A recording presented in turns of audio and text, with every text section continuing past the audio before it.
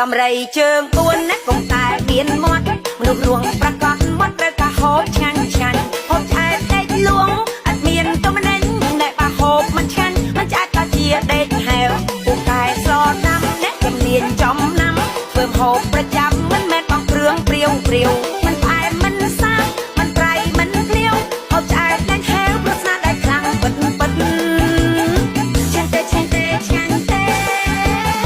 ឆ្ងាញ់ទេឆ្ងាញ់ទេឆ្ងាញ់ទេឆ្ងាញ់ទេឆ្ងាញ់ទេឆ្ងាញ់ទេ